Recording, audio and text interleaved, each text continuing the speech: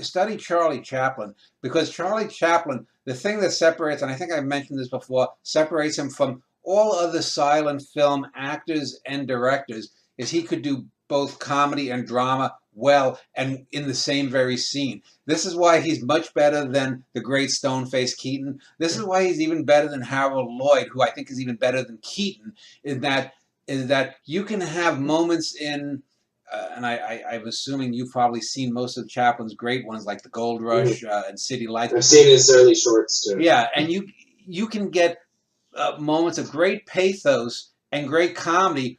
For example, when Charlie Chaplin is looking at the blind girl and she's rinsing out her rag and she's actually throws the water on him, you can see the pathos of both of those characters, and then there's that great humor that breaks it up. You can see the pathos and the drama in when Charlie is starving with the big miner in the house in the Gold Rush, and then all of a sudden you get the little dance of the rolls and the thing lightens up. And so Chaplin is someone who could do that. And even in some of his later films, which are often maligned, I recently, in the last 3 or 4 months, rewatched Limelight, and that's really a great film. It's a film that breaks a lot of the supposed rules of filmmaking, Hollywood filmmaking then. Even something like Monsieur Verdoux, which isn't a great film by any stretch, is an underrated film. It's a good to very good film that mixes comedy and drama well. Yes, Chaplin could get preachy. At the end of The Great Dictator, even though it's a great speech, the whole thing about Oh Hannah that I did a poem on. Yeah, that part sucks. Yeah, that's over the top. There's a few scenes in some of his later films that prevent them from being flat out masterpieces like some of the earlier stuff.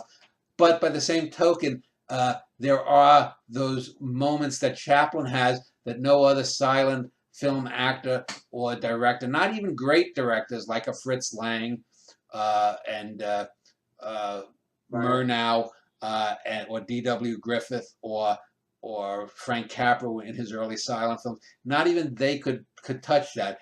And comedy is oil. It's the grease that can drive drama. You can get away with so much more if you know how to put things in a comedic frame by juxtaposing things.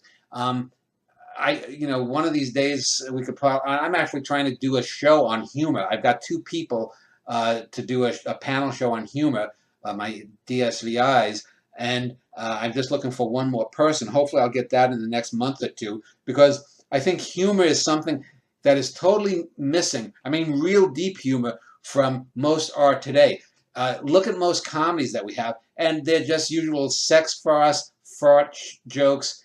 There isn't the deep human element that makes for great comedy. Say, like in some of the early, well, not the real early Woody Allens, but the Woody Allens during his golden age, the Hannah and her sisters kind of thing. It's interesting you mentioned Limelight. Do you recall how it ends, where he uses a homage to silent film? That's brilliantly understated. Well, I mean, he dies on the couch watching them. Watching what do you mean by the homage there? Well, it's a homage to silent film in that they find out he's dead through his silent gestures. Oh, okay. There isn't any speech whatsoever, so it is a homage. And that film also breaks a lot of rules within the Chaplin universe. He was a very versatile mind, and I've always said that I think that he's probably the best pre-Wells director.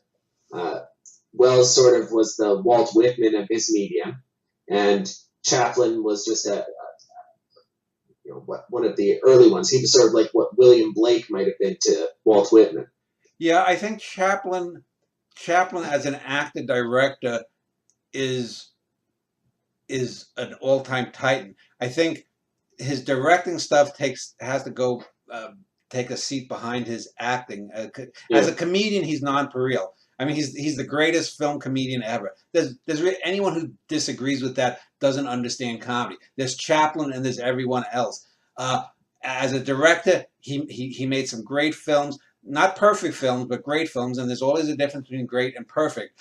But the non-pareil actor side, the comedic actor side, he did some interesting dramatic roles later, And then, you know, with the mostly positive directing stuff, he's nonpareil.